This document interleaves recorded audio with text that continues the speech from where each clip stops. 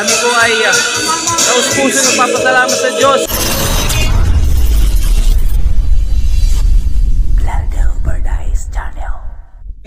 Alright, good morning. So, as usual, so here we are again, nag-rails kahapon. Ito po ay galing pa rin sa Panginoong Diyos. Kami po ay nagpipiling program sa San Andres Elementary School, sa San Andres National High School. Kami po ay nagagalak at natutuwa na makapagbahagi sa ganitong uri ng mabubuting gawa. Kami po ay taus-puso nagpapasalamat sa Diyos dahil hindi po lahat ng pagkakataon tayo po ay malakas, hindi po lahat ng pagkakataon na tayo ay palaging mayroon. So hanggat mayroong pagkakataon na gumawa ng mabuti sa kanyang uukulan, huwag po tayong magpatumpik-tumpik, huwag po tayong magpa-delay-delay. Pagkakasumpong natin ang mabuti ay gawin natin agad.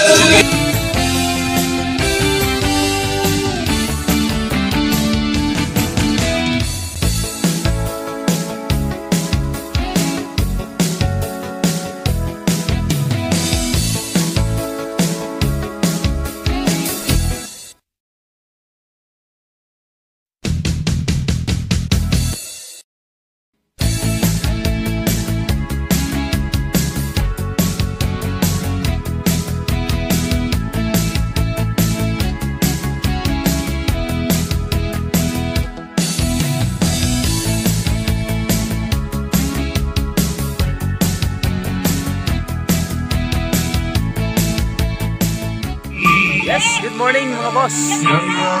So, matapos ang sayawin tayo na kitahan sa Dul, Bisperaw. So, padayo na natin servisyo. Lalo na po sa Panginoon Diyos. Adi po ang feeling naliwag kita yan ha. Adi kita purok 6 sa may Kanlapuas.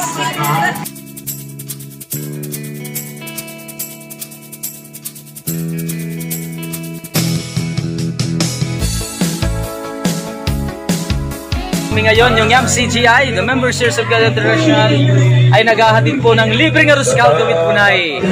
Maupay pa yung kombinasyon, hamahagkot nga panahon nga may tarot-taraheti ay arin mapasong arroz caldo nga may kaubod, gaguti ay nga bunay.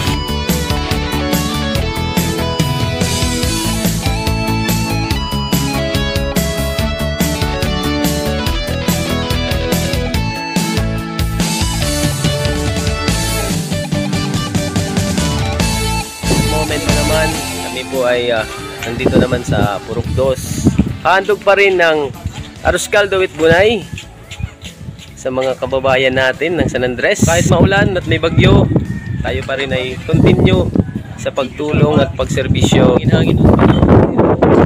Sige lang, continue lagi apong kita. Go!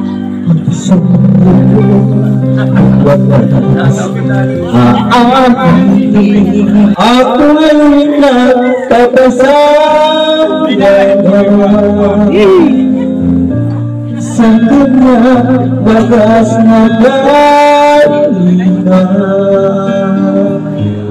Ibigin magpahanggang bukas si Kristo Jesus kumilang.